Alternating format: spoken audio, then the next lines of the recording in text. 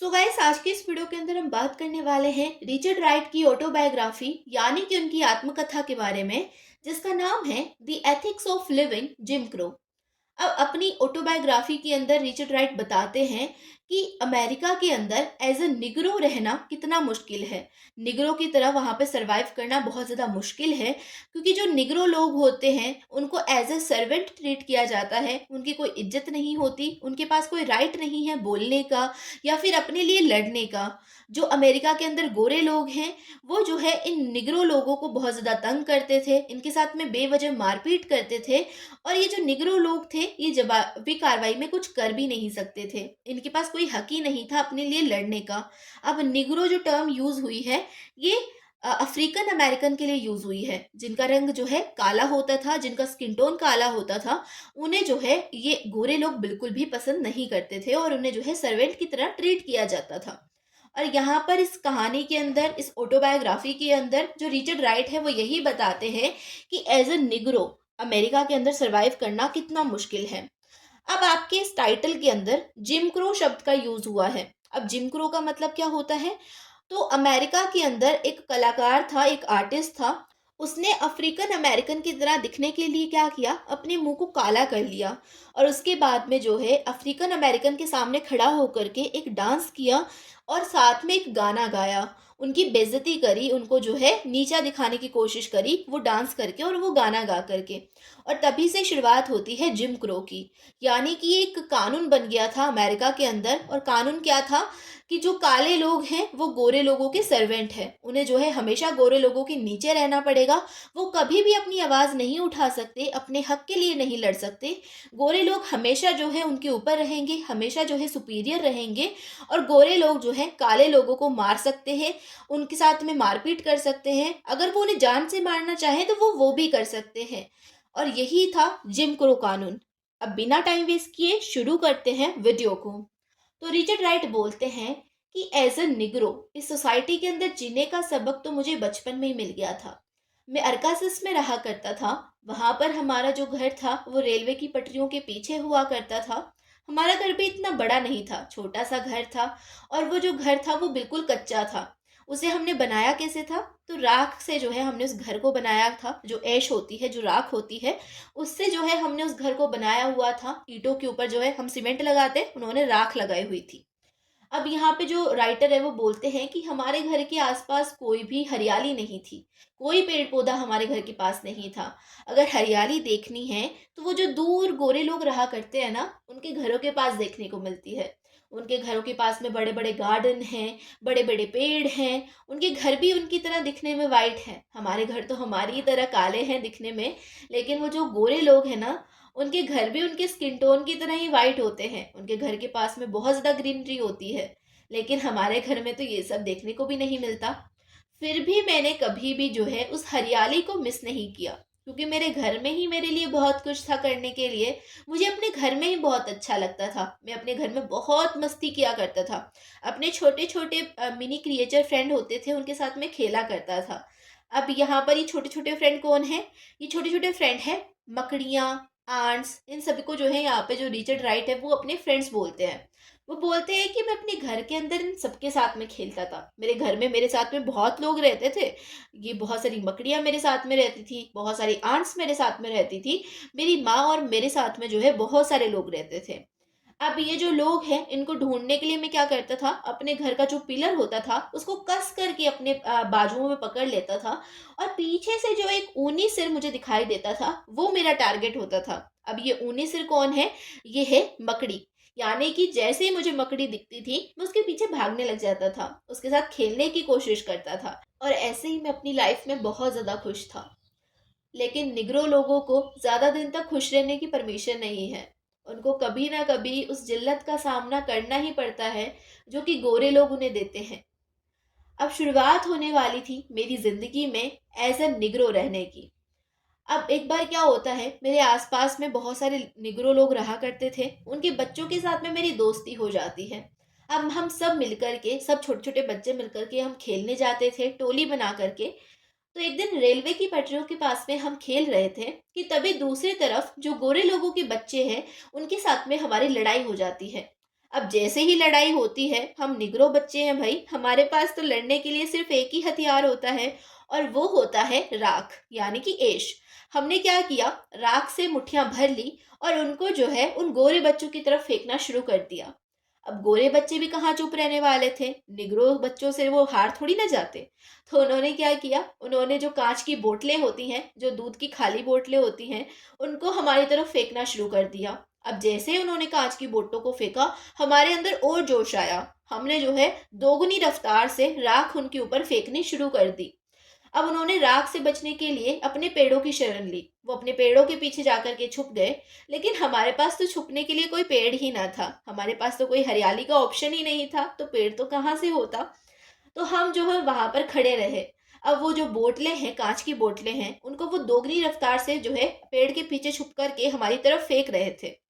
अब हमने बचने के लिए एक ही उपाय सोचा और वो उपाय था वहां से भाग जाना। तो हम सारे ही बच्चे वहां से भाग निकले अपने घरों की तरफ। हम भाग ही रहे थे, तभी एक कांच की टूटी हुई बोतल मेरे कान से टकराई और मैं वहीं पर चुपचाप जमीन पर गिर गया। मेरे कान से खून निकल रहा था, मैं खून से लथपथ हो चुका था। जो मेरे साथ के बच्चे थे, उन्होंने मुझे वहीं पर छोड़ दिया और वो अपने घरों की तरफ भाग गए। मैं अकेला उस जमीन पर पड़ा हुआ था, खून से लथपथ हो चुका था। तभी एक निग्रो व्यक्ति ने, जो कि बहुत ज्यादा दयालु था, उसने मुझे उठाया और मुझे हॉस्पिटल लेकर के गया।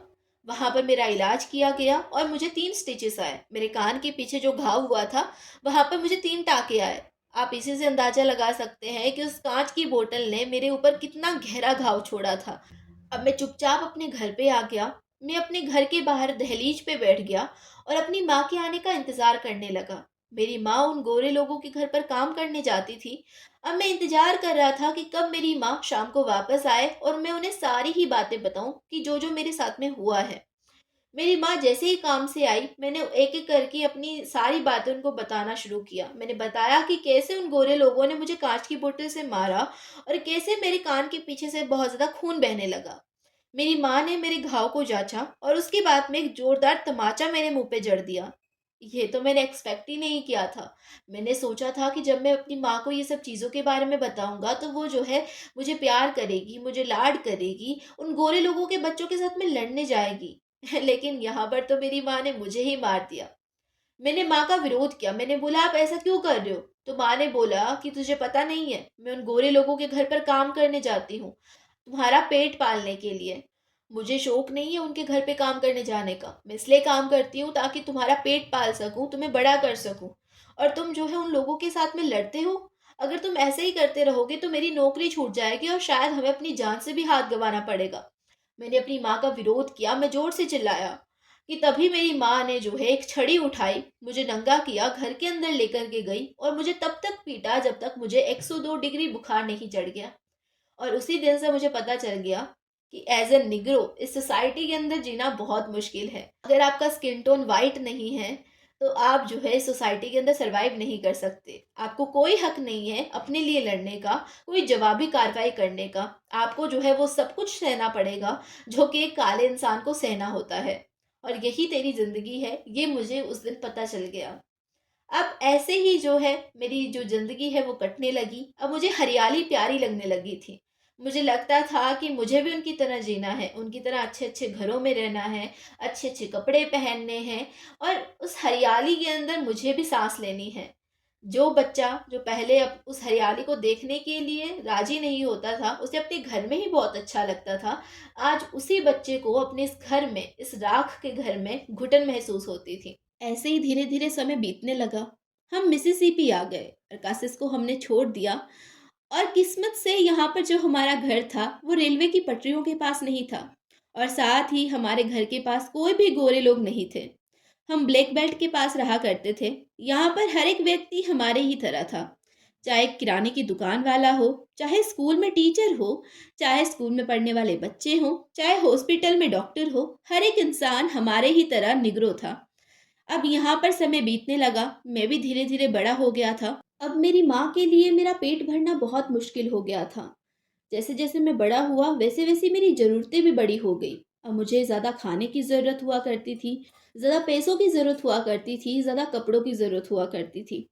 और इसी के साथ अब मेरा काम करना भी बहुत ज़रूरी हो गया था। अब एक ऐसा बच्चा जो कि काला है, जो कि निग्रो है, जिसे कुछ भी नहीं पता, जिसे कुछ नहीं आता, काम के बारे में कोई नॉलेज नहीं है, उसके लिए एक ही ऑप्शन है जहाँ पर उसे काम मिल सकता है। वो है जैक्सन मिसिसिपी की एक ऑप्टिकल कंपनी। मैं वहाँ पर गया, मैंने अपना फॉर्म फिल किया और उसी दिन मेरी मुलाकात हुई उस कंपनी के बॉस से। मैं उनके कमरे में गया, उनके ऑफिस में गया। उन्होंने जो है मेरा इंटरव्यू लेना शुरू कर दिया। जब उन्होंने देखा कि मैं एक निग्रो हूँ, एक ब्रेक मैन हूँ, तो उन्होंने जो है मेरे साथ बहुत सारे क्वेश्चंस किए। उन्होंने मेरे बारे में पूछा, मुझसे पूछा कि मैं कहाँ तक पढ़ा हुआ हूँ, मैंने मैथ्स कितने साल तक पढ़ी है। तो मैंने जवाब दिया कि सर मैंने 2 साल तक मैथ्स पढ़ी है।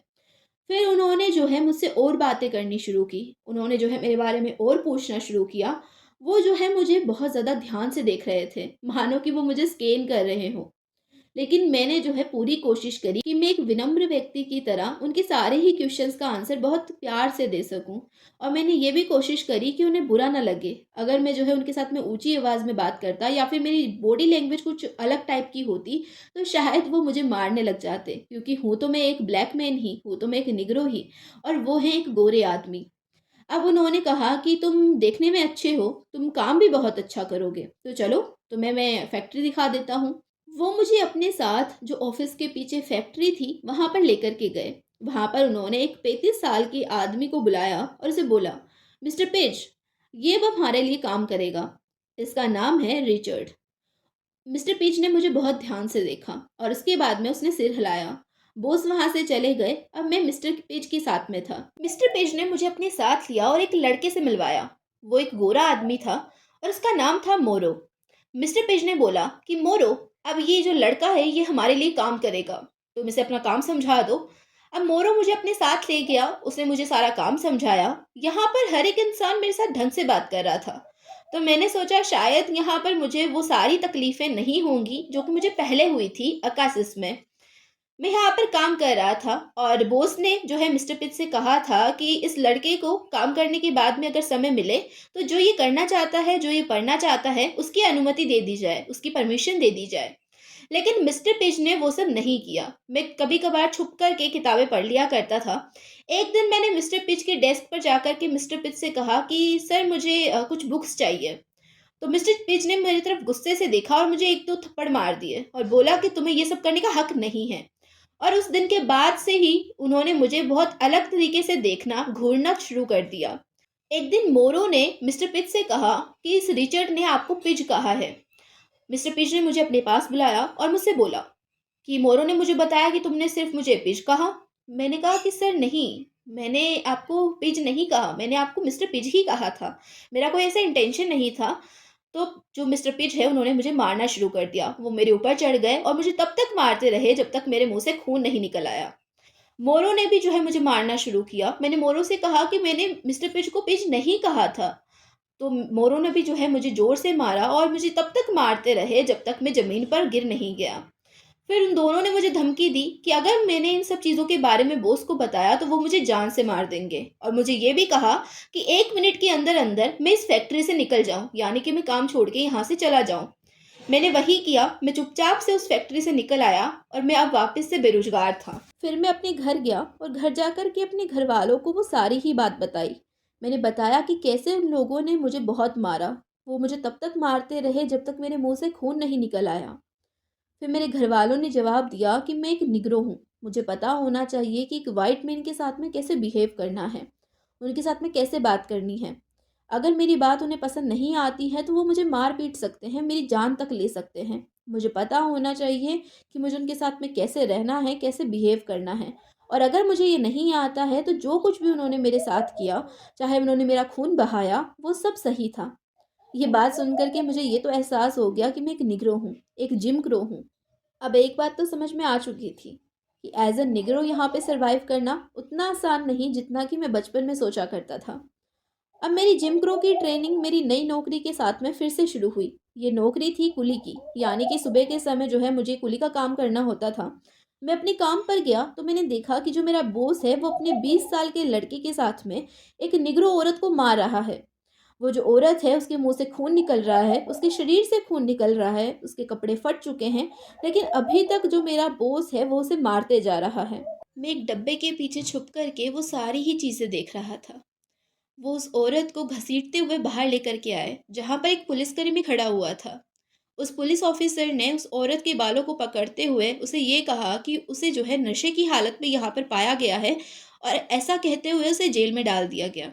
मेरे बॉस ने मेरी तरफ देखा और फिर मुस्कुराते हुए मुझसे कहा कि बच्चे, तुम नए हो, तुम्हें इन सब चीज़ों के बारे में अभी पता नहीं होगा, लेकिन एक निग्रो की जो औकात होती है वो इतनी ही होती है।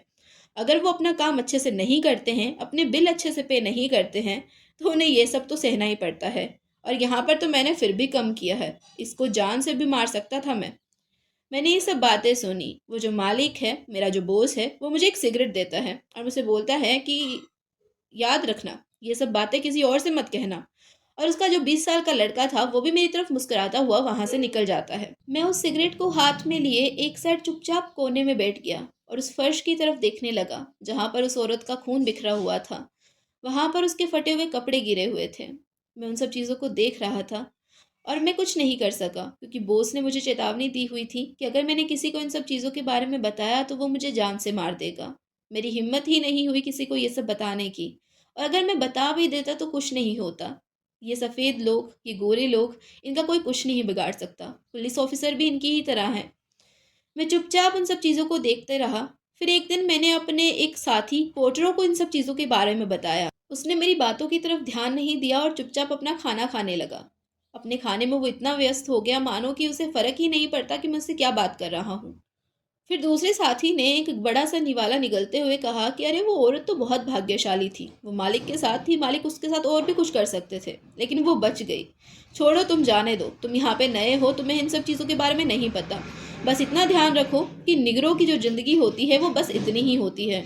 अगर तुम इससे बाहर निकलने की या फिर अपनी सीमा को पार करने की सोचोगे तो तुम्हारे साथ बहुत बुरा होगा। एक दिन रात के समय मुझे अपनी डिलीवरी बॉक्स को लेकर के शहर की तरफ जाना पड़ा। मैंने अपनी डिलीवरी करी। जब मैं वापस आ रहा था तो मेरी साइकिल का टायर पंचर हो गया। तभी जो है मुझे एक कार दिखी जिसके अंदर गोरे लोग बैठे हुए थे। उन्होंने कार रोकी और मुझसे पूछा, बच्चे, क्या तुम शहर में घूमना पसंद करोगे? मैंने सिर हिलाते हुए कहा, हाँ सर। उन्होंने कहा, ठीक है, तो फिर चढ़ जाओ कार के ऊपर। मैं अपनी साइकिल को एक हाथ में जकड़ के उनकी कार के ऊपर चढ़ गया और वो जो है कार लेकर के चलने लगे। अब उन्होंने मेरे को एक बियर की बोतल दी। मैंने कहा कि सर, मैं ये नहीं पीता। उन्हें किसी बात पे गुस्सा आ गया और उन्होंने मुझे जो है धक्का मार के कार से नीचे गिरा दिया।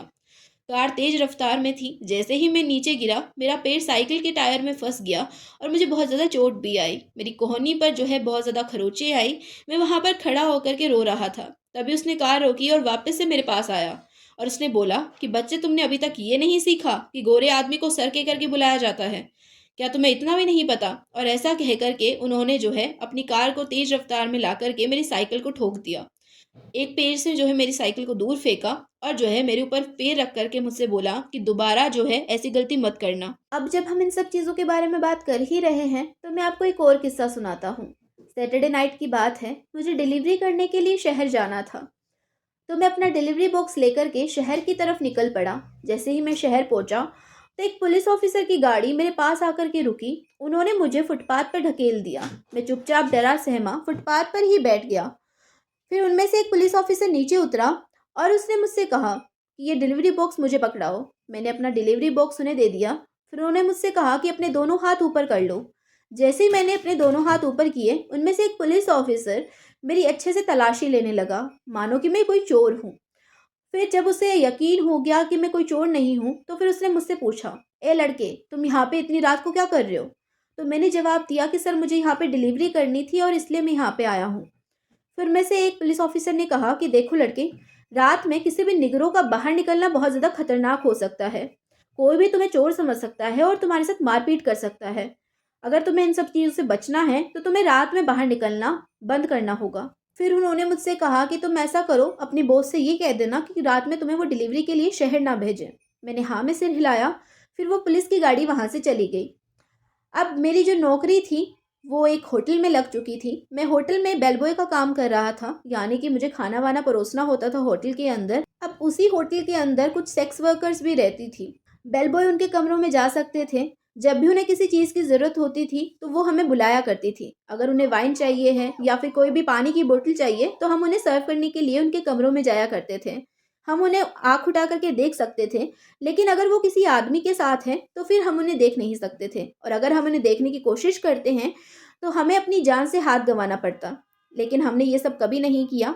हम चुपचाप अपना काम करते थे और वापस से कमरे से बाहर निकल आते थे। एक बार की बात है, एक सेक्स वर्कर एक आदमी के साथ में बेड पर थी। मैंने गलती से उसकी तरफ देखा तो उस आदमी ने मुझसे बोला, "ए बच्चे, क्या देख रहे हो तुम? तुम्हारी नज़रें जहाँ तक होनी चाहिए वहीं तक सीमित रखो। अगर ज़्यादा ऊपर उठाने की कोशिश करी तो अच्छा नहीं होगा।" मैं चुपचाप हाँ में सिर हिलाता हुआ कमरे से बाहर निकल आया।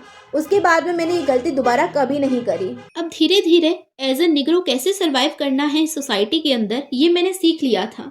इस होटल के अंदर मैंने बहुत सारी चीज़ें सीखी थी, जैसे कि चापलूसी करना, गोरे लोगों को सँभालना, उनके साथ बात करना, कैसे उनके साथ में बात करनी है, कैसे बिहेव करना है, कैसे उनकी चापलूसी करनी है, कैसे हम चोरी कर सकते हैं, ये सब कुछ मैंने सीख लिया था। थोड़े दिनों बाद में मेरी जॉब जो है दूसरी जगह पे लग गई। अब मैं जैक्सन से मेफिसस आ चुका था। यहाँ पर एक ऑप्टिकल कंपनी में मेरी जॉब लग चुकी थी। ये ऑप्टिकल कंपनी पहले वाली जो कंपनी थी उससे बहुत ज़्यादा बेहतर थी, बहुत ज़्यादा बड़ी थी। यहाँ पर जो लोग थे ये मेरे साथ थोड़ी बहुत ढंग से बात किया करते थे। पहले से जो ये कंपनी थी ये बहुत अच्छी थी। यहाँ पर जो लोग थे वो इतने भी बुरे नहीं थे। अब जो मेरी जिम क्रो वाली ट्यूशन थी वो थोड़ी कम हो चुकी थी। यहाँ पर मेरी खिंचाई कम होती थी। मुझे ज़्यादा बार ये याद दिलाने की कोशिश कोई नहीं करता था कि मैं निग्रो हूँ। अब जैसे कि मैंने आपसे कहा कि मैंने चापलूसी सीख ली थी, तो अब मैं थोड़ा चापलूस हो गया था। और यहाँ पर मुझे ये भी समझ में आ गया था कि अगर मुझे आगे पढ़ना है, तो मुझे चापलूसी तो दिखानी ही होगी। अब मैं चापलूसी करके किताबें ले लिया करता था। जो भी मेरे साथ के साथी होते थे, जो वर्कर होते थे, मैं उनसे किताबें उधार माँगा करता था। वो पढ़ने के लिए मुझे किताबें दे भी दिया करते थे। अब एक बार मैंने एक आदमी से पूछा कि सर, क्या मैं आपके नाम से लाइब्रेरी से किताबें ले सकता हूँ? तो उन्होंने जो है मुझे हाँ कर दी। मैं एकदम आश्चर्यचकित था कि इसने मुझे हाँ कैसे कर दिया? फिर मुझे लगा कि ये खुद एक रोमन कैथोलिक है, तो इसकी भी उतनी कदर यहाँ पर नहीं होती है, इसीलिए इसने मुझे अपनी किताबें लेने के लिए हाँ कर दी। फिर उसने मुझे एक नोट लिख कर के दिया। मैंने वो नोट लाइब्रेरियन को दिखाया और जो-जो किताबें मैंने उसमें लिखी थी, वो लाइब्रेरियन ने मुझे पकड़ा दी। अब मैं ऐसे ही किताबें पढ़ने लगा। मुझे धीरे-धीरे जो है किताबों के बारे में नॉलेज हुई, आगे मुझे पढ़ने का मौका मिला और मुझे ये भी समझ में आ गया था कि इस फैक्ट्री के अंदर जो लोग हैं, वो ऐसे लोगों के बारे में बात नहीं करना चाहते थे, जो कि निग्रो को जो है ऊपर उठाने की कोशिश करते थे। जैसे कि मार्टिन लूथर, जिन्होंने निग्रो के लिए बहुत कुछ किया, उनके बारे में इस कंपनी के अंदर कोई बात ही नहीं करना चाहता था। लेकिन अब मैं ये समझ चुका था कि एज़ अ निग्रो इस सोसाइटी के अंदर कैसे सर्वाइव करना है। हम इस सोसाइटी को तो शायद नहीं बदल सकते, लेकिन अपने आप को बदल के अपनी लाइफ को अच्छा बना सकते हैं। और इसी के साथ में आपका जो ये चैप्टर है या फिर आप इसे बायोग्राफी कह लो, कुछ भी कह लो, ये कंप्लीट होता है। होप सो आपको मेरा एक्सप्लेनेशन समझ में आया होगा, ये वीडियो अच्छी लगी होगी। अगर वीडियो अच्छी लगी है तो यार वीडियो को लाइक कर देना, चैनल को सब्सक्राइब कर लेना और अपने फ्रेंड्स के साथ इस वीडियो को शेयर भी कर देना। और अगर आपको किसी और टॉपिक पे वीडियो चाहिए तो आप मुझे कमेंट सेक्शन में उस टॉपिक का नाम कमेंट कर सकते हैं, मैं उसके ऊपर ज़रूर से वीडियो बनाऊंगी। तो बस इतना ही बोलना था मुझे। अब मिलते हैं नेक्स्ट वीडियो में, तब तक के लिए bye bye, take care, keep watching, keep learning.